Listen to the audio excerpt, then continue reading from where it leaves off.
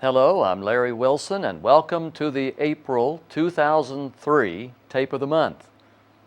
I hope you are enjoying our study on Ezekiel, for I have deliberately spent several hours investigating the book of Ezekiel. See, I want to take a few moments to explain why I've taken so much time with these first few chapters of Ezekiel. A proper understanding of the book of Ezekiel requires a time machine.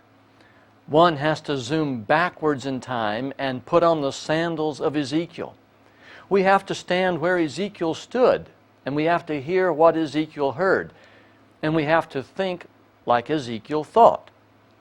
And it takes time to get inside Ezekiel's experience.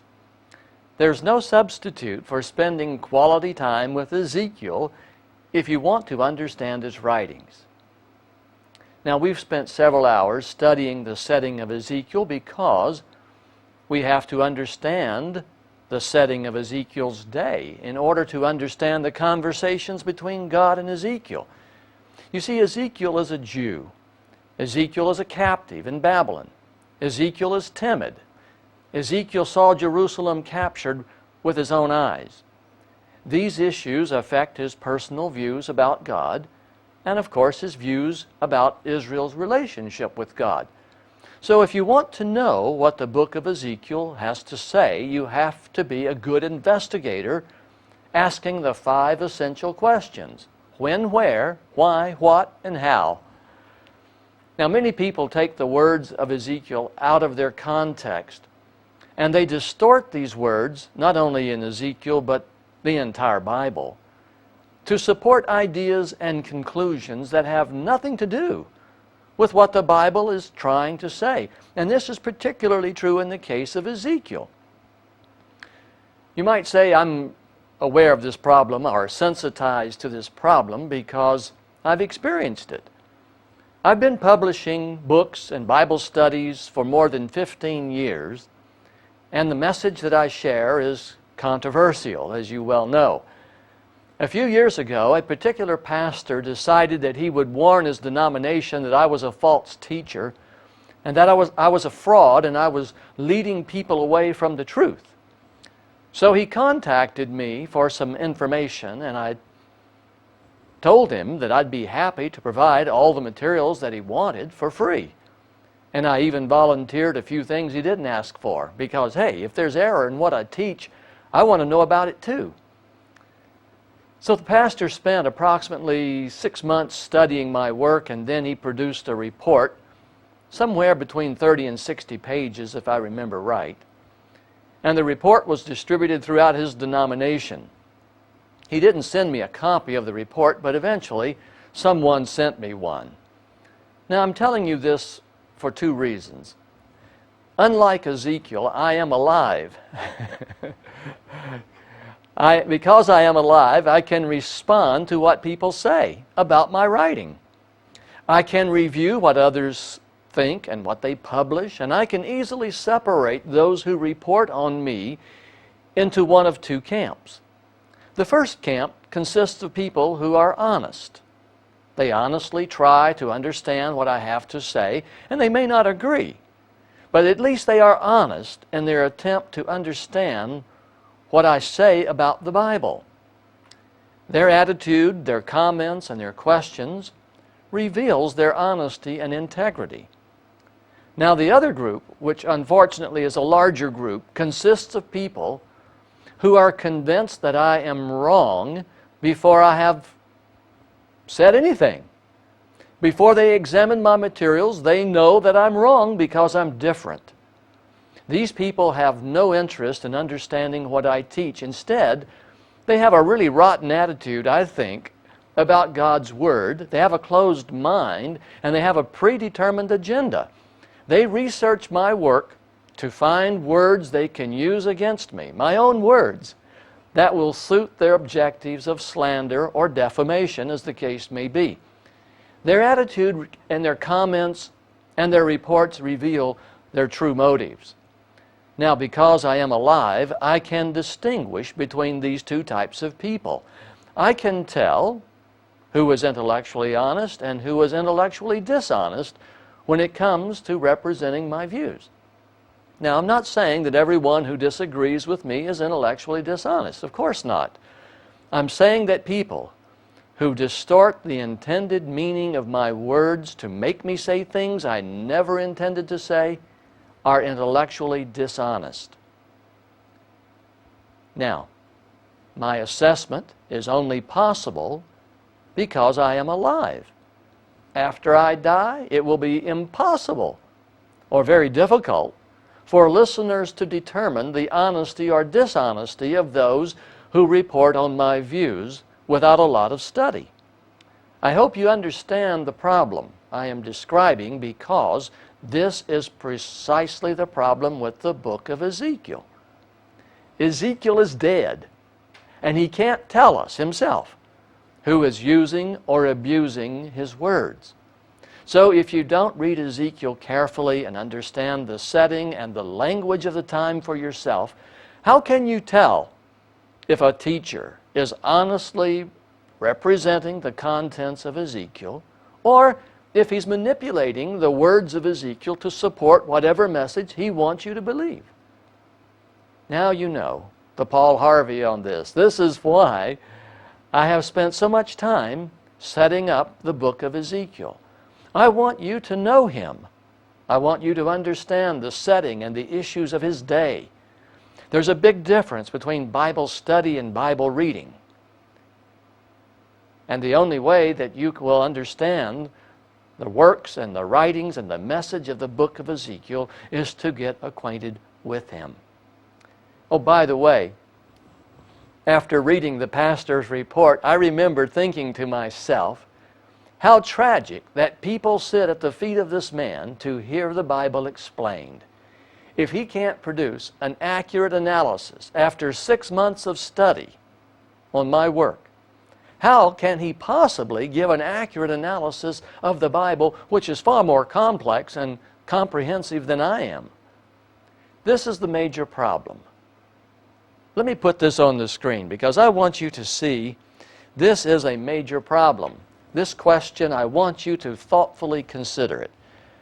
How does one allow the Bible to say things you don't want to believe? This is the human problem. How do you allow the Bible to tell you things you don't want to believe? It's only possible if you are a careful student of God's Word. Careful study is the solution. To help us understand Ezekiel and the other 65 books in the Bible, God has graciously seen to it that billions of Bibles have been printed, so that any person who cares to know what Ezekiel said can study the words of Ezekiel for himself. But guess what? Few people really study their Bibles. We're too busy, and when we do have a chance to sit down, we're too tired. So we turn on the TV, and the devil numbs our mind with the garbage on television. And the trouble is, we're too lazy. We're too tired. It takes too much energy to turn off the TV and get out the Bible. There you have it. We are becoming an idolatrous nation and a generation of ignorant people. It's ironic. We live in an age of marvelous enlightenment, and yet there is great ignorance about God's Word. You know, the words of Hosea still ring true. Hear the word of the Lord, Hosea 4:1. You Israelites, hear the word of the Lord, because the Lord has a charge to bring against you who live in the land. There is no faithfulness, no love, no acknowledgement of God in the land. There is only cursing, lying, and murder, stealing, and adultery. They break all bounds, and bloodshed follows bloodshed. Verse 5, you stumble day and night, and the prophets stumble with you. So I will destroy your mother or your nation. Verse 6, my people are destroyed from lack of knowledge. Because you have rejected knowledge, I also reject you as my nation of priests. See, God gave Israel instruction in righteousness. God gave Israel knowledge about His ways and His covenant and His wonderful laws. My people are destroyed from lack of knowledge. Ignorance. Not only were they negligent, they were rebellious. Because you have rejected knowledge, I also reject you as my nation of priests. Because you have ignored the law of your God, I also will ignore your children. Incidentally, these are all provisions that are found in the covenant given at Sinai. Because you have rejected knowledge, I also reject you as my nation of priests.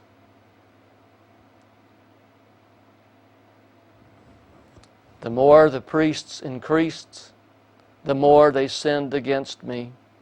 They exchanged their glory for something disgraceful.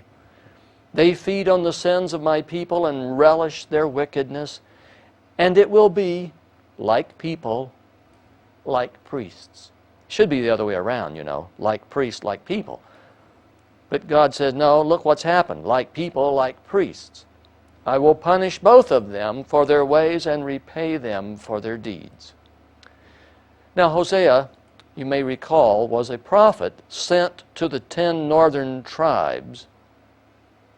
And during Hosea's ministry, the 10 northern tribes were destroyed by Shalmaneser V in 722 BC for a lack of understanding.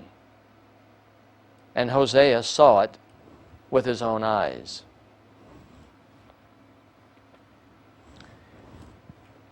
The third reason that I've taken so much time with Ezekiel is that the language of Ezekiel has to be absorbed for a few hours before the discussions in the book really begin to make sense. In other words, the reader of Ezekiel has to understand the policies of God. God's management of earth is governed by eternal policy. God's policies are adequate and don't need changing or updating or cancellation. God's management of earth's nations, His policies are revealed throughout the Old Testament. And because Jeremiah and Daniel and Ezekiel were all living at the same time, we can easily align God's comments to Ezekiel with His comments to Jeremiah and Daniel to understand what His policies are. Now, once God's policies for dealing with nations becomes familiar, the reader begins to grasp how God consistently, who changes not, who has eternal wisdom and foreknowledge and omniscience, God consistently deals with sin and the sin problem. And when you understand God's ways and His policies, His rules, suddenly the Bible becomes a very interesting book because His policies haven't changed. Someone asked me the other day, Larry, why did God quit writing the Bible in the time of Christ? Why didn't it continue on to our very time? Well, the answer is simple. God has said everything He needs to say. And if we study what He has said, we can understand what He's doing at the present time and indeed through the past 2,000 years. God is not like human governments, which constantly have to make new laws to deal with the same old sin problem. God's laws are comprehensive from the start. God's policies are eternal from everlasting to everlasting. Now, as we continue in our study on Ezekiel, I want for you to keep 3 thoughts in mind. Let's go back to the screen on the computer here. I want you to keep in mind that when the leadership of a nation becomes hopelessly corrupt, God inflicts corporate punishment upon that nation and in effect produces a regime change. You've heard those words lately? When the leadership of a nation becomes hopelessly corrupt, as it did in Ezekiel's day, God inflicted punishment upon that nation, the nation of Israel. And yes, the innocent suffer when God inflicts corporate punishment. Ezekiel and Daniel were taken to Babylon as slaves, as captives. The innocent suffer. God understands that. He knows that. We know from the study of Jeremiah and Ezekiel that Judah was exiled to Babylon for 70 years because, as a nation, it had filled up its cup of corporate sin. That's why. That's why they had violated 70 Sabbath years. Over a period of 430 years, and had filled up its cup. In other words, when Judah and Israel had violated 70 Sabbath years. 70 is the limit, represents the limit of God's patience. He sent them into captivity because it had filled up its cup of corporate sin. The nation, you might say, had committed the unpardonable sin. I'm not saying every individual, but I'm saying the majority had committed the unpardonable sin. Keep this in mind as we study today. Point number 3 I want you to keep in mind. 7 times in the book of Ezekiel, there's that interesting number 7, God assures the captives in Babylon that were expelled from Jerusalem that He will return them to Jerusalem. Let's notice these references. You might get a pencil out and write these down. Ezekiel 11:16, 20:40, 28:25, 34:13, 36:24, 37:21, and 39:28. These 7 references in Ezekiel are assurances of restoration. Let's read a couple. Ezekiel 11:16. Therefore say, Ezekiel, to my people in Babylon, this is what the sovereign Lord says. Although I sent them far away among the nations and scattered them among the countries, yet for a little while I have been a sanctuary for them in the countries where they've gone. Therefore say, this is what the sovereign Lord says, I will gather you from the nations and bring you back from the countries where you have been scattered, and I will give you back the land of Israel again. Verse 17. Verse 18. They will return to it and remove all its vile images and detestable idols. I will give them an undivided heart and put a new spirit in them. I will remove from them their heart of stone and give them a heart of flesh. Then they will follow my decrees and be careful to keep my laws. They will be my people, and I will be their God. But as for those whose hearts are devoted to their vile images and detestable idols, I will bring down on their own heads what they've done, declares the sovereign Lord. Now, the critical point here is that God informed Jeremiah, Daniel, and Ezekiel about the restoration of Israel, which would occur at the end of the 70 years in Babylonian captivity. We're talking about the restoration of Israel that would occur at the end of the 70 years in Babylonian captivity. I'm repeating this because I want you to understand that God is not talking to Ezekiel about the creation of a nation called Israel in 1948. Millions of Christians have been misled on this point. Millions of Christians hear the words of Ezekiel there in chapter 11 that we just read, 11:16 through 18, and preachers and teachers apply it to the Israel that was established in 1948, and hey, the words and what they know is historically a fact all seems to agree. But I want to assert again and again, God is not talking to Ezekiel about the creation of a nation called Israel in 1948. God is not talking about events that would transpire down toward the end of time in our day. To prove my point here, God told Daniel the appearing of Messiah would be connected to a decree restoring the city of Jerusalem and its temple, and this has nothing to do with 1948 either.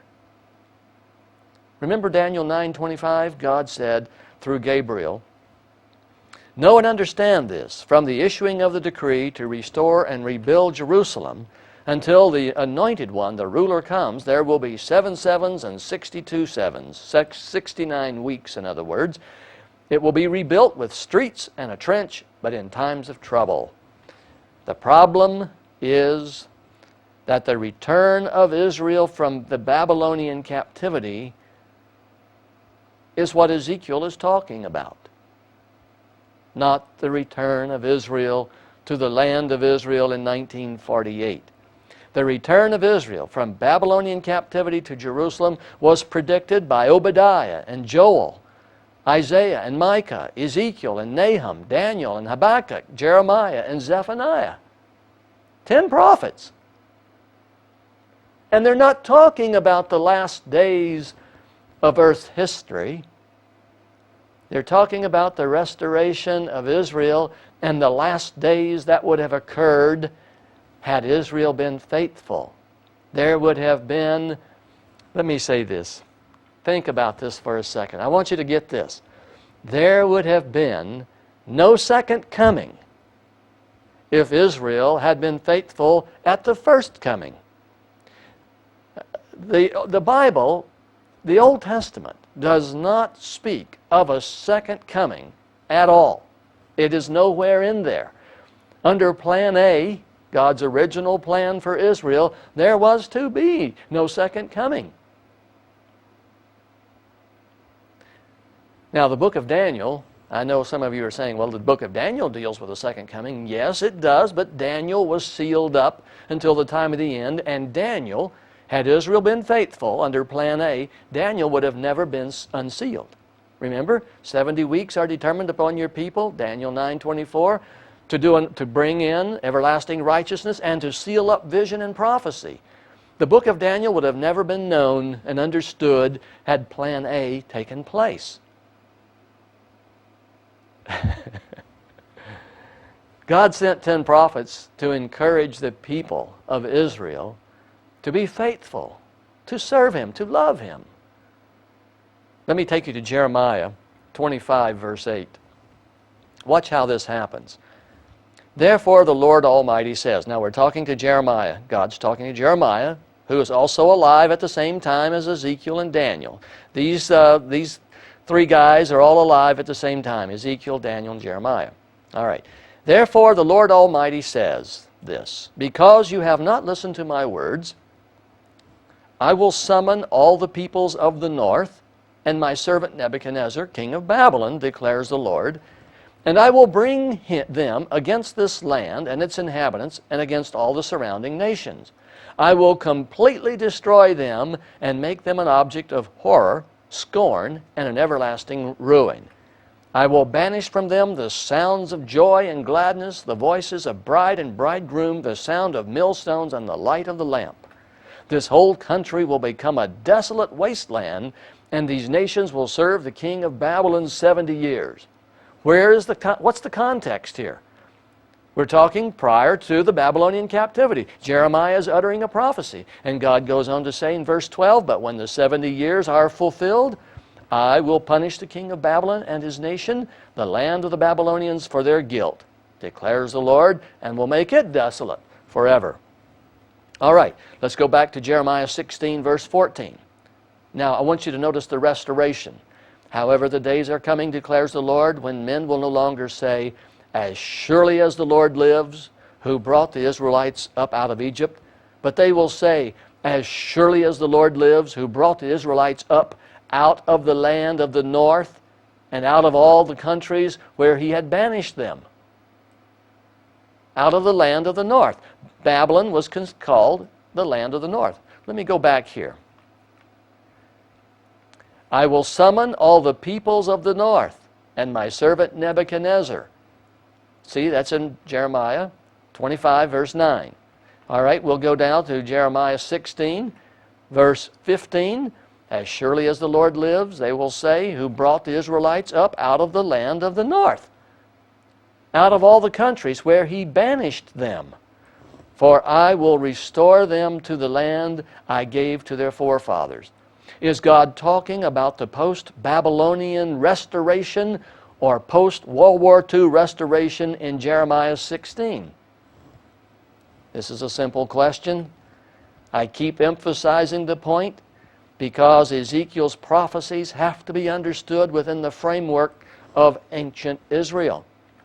Do not apply the prophecies of Ezekiel to modern-day Israel or to our day. If you do, the result will be a grievous distortion of God's Word. Ezekiel's prophecies have nothing to do with the state of modern Israel or at some future point in time. The context of 10 prophets in the Old Testament fully agree with this.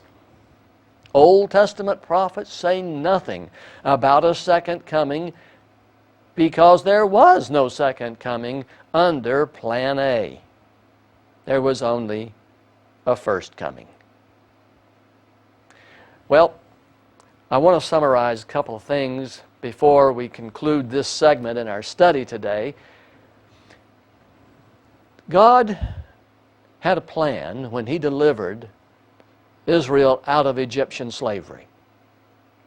And the group that He took out of Egypt, He wanted to take into the Promised Land. And after 2 years, you remember they got to the gates of the land of Canaan, and there at Kadesh Barnea, and God had them send in the 12 spies. And the spies came back with a faithless report. They murmured against God. They would not go in. They were faithless and rebellious. And God said, very well, you'll die here in the wilderness. And all but Caleb and Joshua died in the wilderness. God kicked in Plan B. Said He'll start with a new generation and try again. Now, each time God starts over, I liken it to Plan A, the original plan, Plan B, starting over. And then I call the starting over process Plan A again, and then its failure Plan B. And what I'm trying to tell you is that God has gone through 17 reiterations of Plan A and Plan B, and finally we get down to the end, and each time God implements Plan B, certain conditional elements get eliminated. God moves ahead anyway.